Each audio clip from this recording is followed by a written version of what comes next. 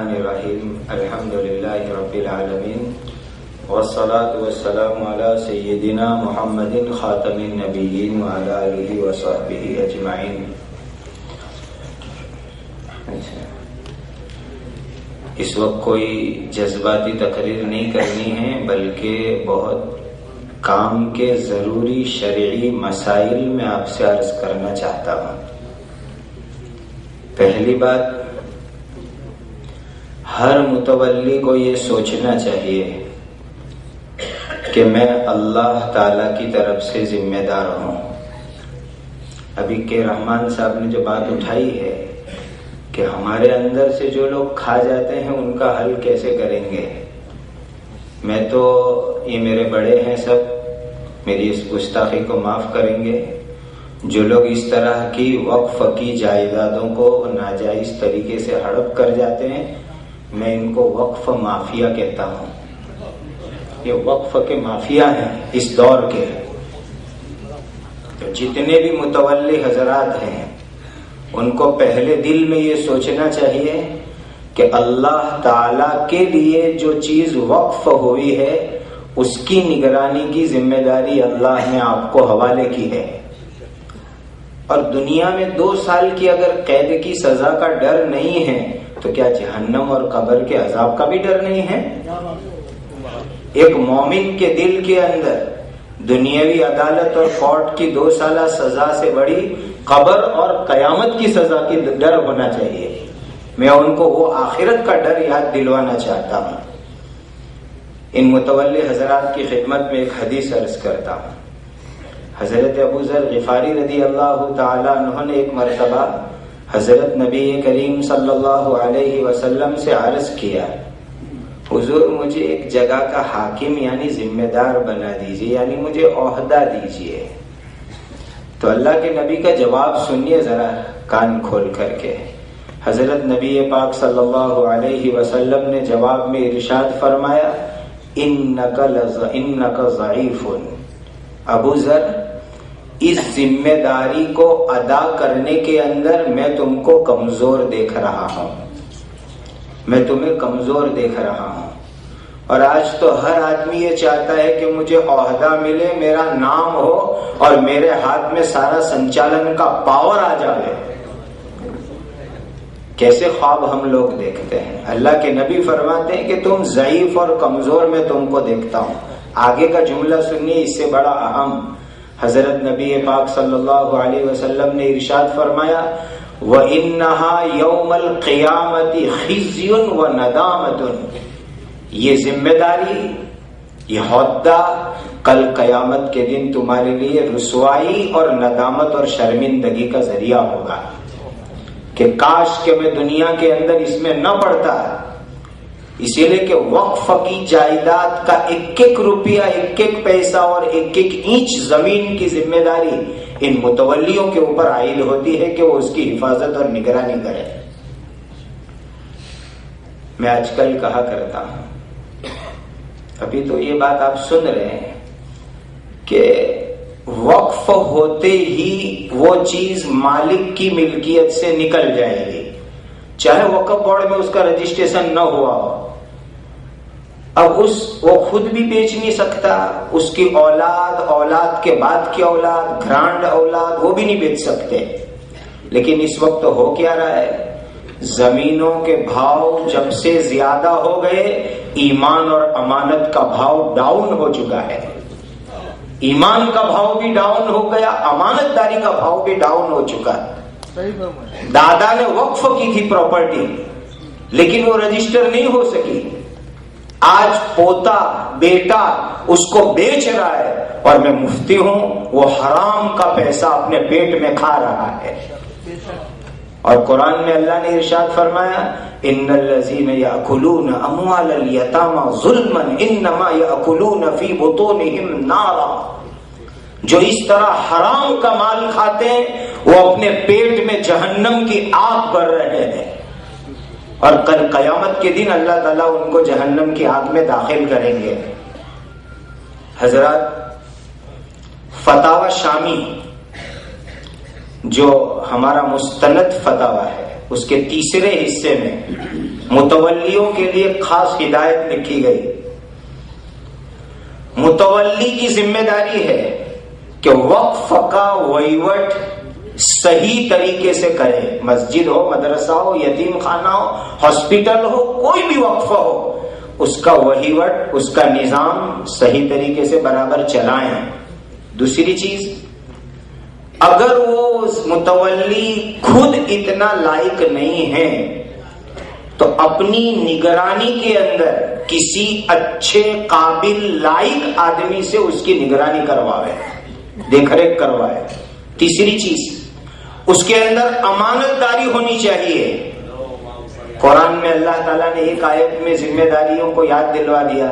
قال اجعلنی علی خزائن الارض انی حفیظ علیم. حضرت یوسف علیہ السلام نے مصر کے بادشاہ کو کہا تھا کہ مجھے مصر کا فائنانس منسٹر بنا دیجئے. کیوں؟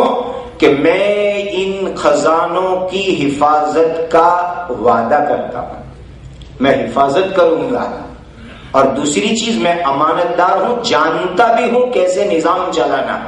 اسی کے حوالے سے فتاوی مسلم گجرات کے اندر یہ فتویٰ ہے، میں ریفرنس کے ساتھ کہہ رہا ہوں آپ کو.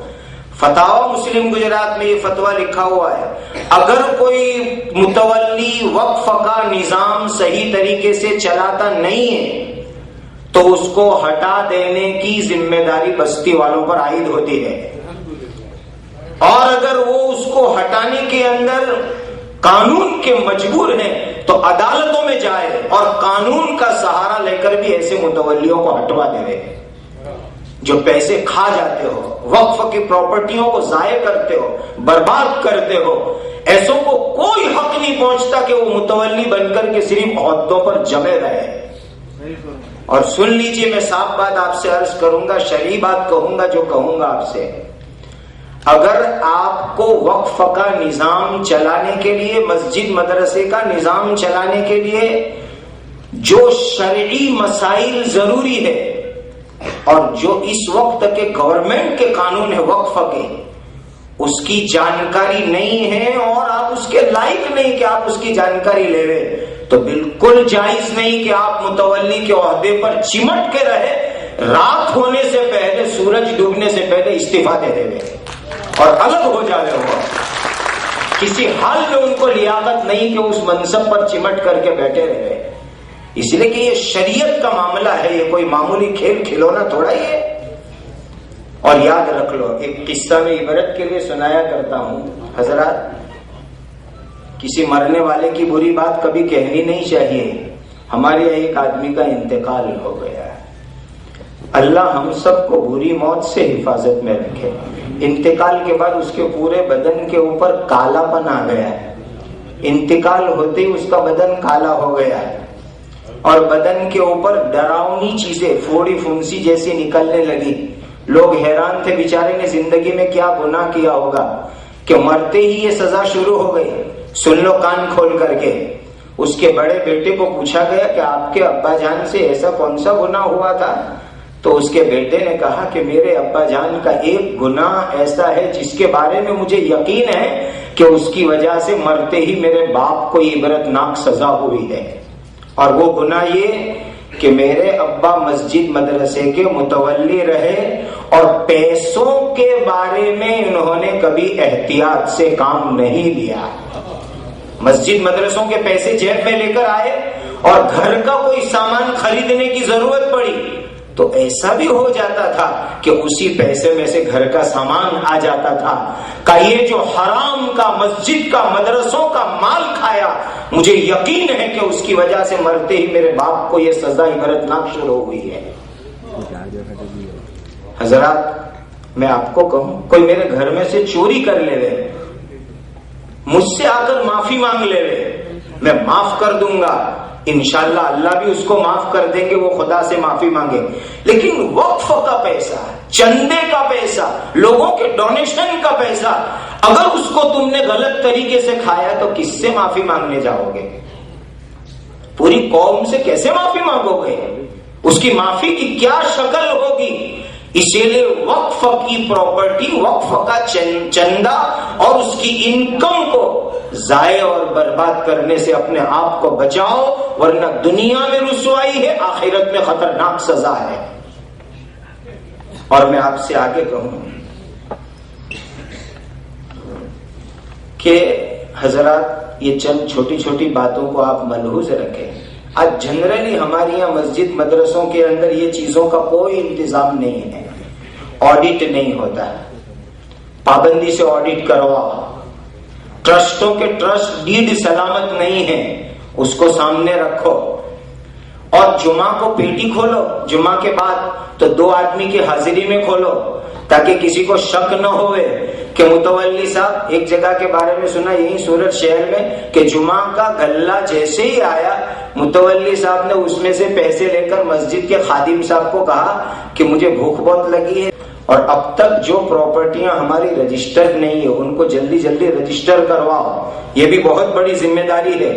اور یہ بھاڑا وغیرہ کے معاملے میں آپ سے کیا کہوں، ابھی آپ سن رہے تھے، آج کتنے مدرسے مسجد ایسی ہے کہ اس کے کھیت لوگوں نے گھڑوں پر لیے ہیں، کھیڑنے کے لیے لیے ہیں، کھیتی کے لیے لیے ہیں، برسہاں برس کی گھڑوں مسجد مدرسے میں جمع نہیں کروائی، اور وہ یوں سمجھتا ہے کہ میں نمازی ہوں، میری نماز مجھے جنت میں لے جائے گی، قسم خدائے پاک کی مسجد کی گھڑوں ادا نہ کرے اور پھر وہ نمازی بن کے رہے گا، اللہ کی مغفرت نہیں ہوگی، اس کی خدا اس کی مغفرت نہیں کریں گے۔ اللہ تعالی ہم سب کو اپنی ذمہ داریوں کا احساس عطا فرمائے، اور اگر یہ ذمہ داری ادا نہیں ہوتی اسی وقت استعفیٰ دے دو، جیسے میں اپنے وقت ختم کر رہا ہوں۔ وآخر دعوانا الحمدللہ۔